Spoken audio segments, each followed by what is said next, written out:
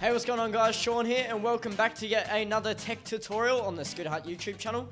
Today we're going to be going over headset maintenance. Alright, so I've taken the bars off my own personal scooter here and we're going to have a look at my headset and figure out what to and what not to do as far as maintenance goes on the headset itself. So first of all, let's take everything off and have a look at this headset. Let's get rid of the fork, take the bottom bearing out, get rid of that. Also to bring the top bearing out as well. Get rid of the deck for a second.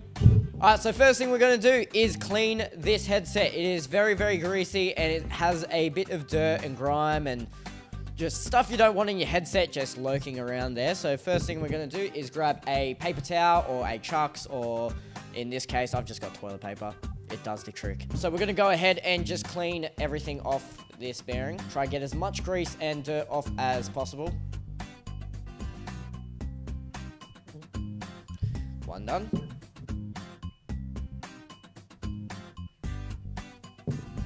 And I'm also going to clean off the compression ring here just because it's a little bit greasy and a little bit dusty as well, so it doesn't hurt to clean that as well. Alright, now that everything is nice and clean, we've gotten rid of most of the grease on it and as well as all the dirt and the dust. What we're going to do is re-grease the bearing now. So when re-greasing your bearings, you have to be careful on what you actually use. I remember when I was younger, and a lot of kids these days, they like to use WD-40. That is something you should never, ever use on bearings, as it's actually a degreaser. So what it does is it gets into the bearings on the inside of the headset here, and it will actually dry them out. It'll feel good for about a week. Not even that, a couple of days. And then after that, your bearings are going to become nice and dry, and they're going to start rubbing against each other, and they're going to end up popping. So that's not what you want to do. So we have our own trusty grease here at Scooter Hut. This is just a high temperature wheel bearing grease. You can find this from Bunnings to Super Chip Auto to in your dad's shed. Don't know, you'll find it somewhere. But this is specifically made for greasing bearings. So obviously these are sealed bearings. So it's pretty hard to get into the actual ball bearings themselves. But if you just line it on the edges and the top and the sides, everywhere you can pretty much with the grease, they will seep in over time. The grease will get in there at some point. It's better than having no grease at all. So what we're going to do is open this up. Alright, so there's no real clean way or like fun way of going about greasing your bearings, I guess. You're going to get your fingers dirty. It's going to happen no matter what. The best way to grease these bearings up is to stick your finger in, get a bit of grease on it, and now we're just going to rub it around the top of the bearing, the bottom of the bearing, and we'll also grease the inside of the bearing there. Now you don't want to overcake the grease. You want to just have a nice thin sort of layer. So like right now I've probably put a bit too much on this one, but that's alright. So I'll use what I've already got on my finger now for the second bearing here. Also going to grease everything on this. And if you've got grease left over on your fingers and you don't want to rub it on your clothes, you can always just grab your deck and just grease your cups as well. Both sides. Got that now. Clean your fingers off as much as you can. And we're going to go ahead and put the bearings back in. So a couple of tips when putting bearings into your deck for even the first time, second time, whatever time. If you have to put your bearings back into your deck on your forks, you got to make sure one golden rule is that you're putting them in the right way. So the way I like to look at bearings is sort of an arrow. If you have a look at the bearing itself, it will have a edge on one side, it'll be flat on one side, and then it will have some form of little edge on the other one. You want to look at that edge like it is an arrowhead. So the way the arrowhead is pointing is the way it's going to go. So if it's going in the bottom of the deck, you want the arrowhead to point up.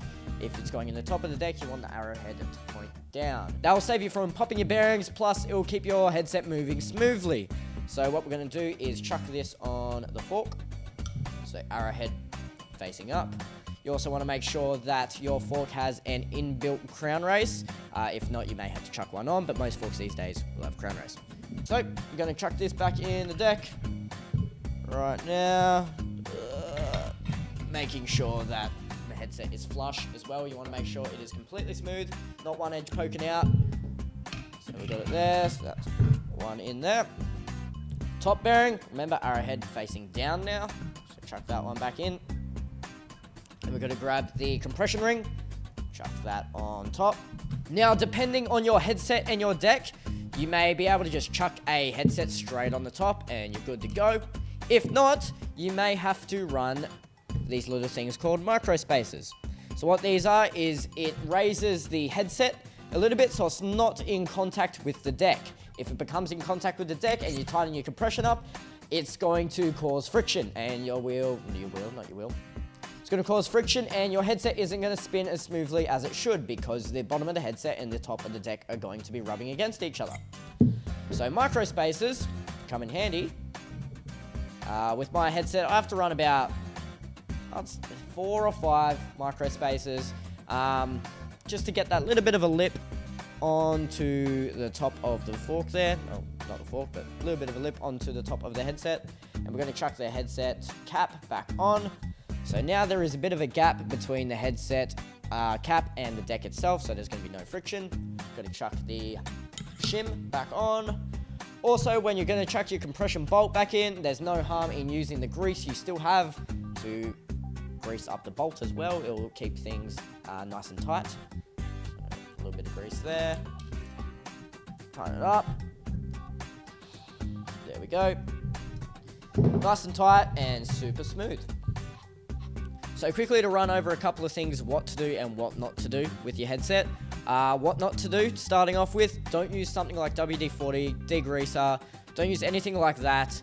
Also, don't use water. You may think, oh, there's some dust and dirt in my headset, let's clean it out with some water. Don't do that as well. It will also clean the grease out, and again, just like WD-40, you'll end up with no grease in your bearings, and it's just going to end up a bad time. Other than that, you're good to go, and your headset is nice and greased and ready to run, so you can do all the tail whips and bar spins. Other than that, your headset's ready to go, good to run. You can do all the tail whips and bar spins you need. Other than that, thank you again for watching another tech tutorial. We'll check you next time. Peace!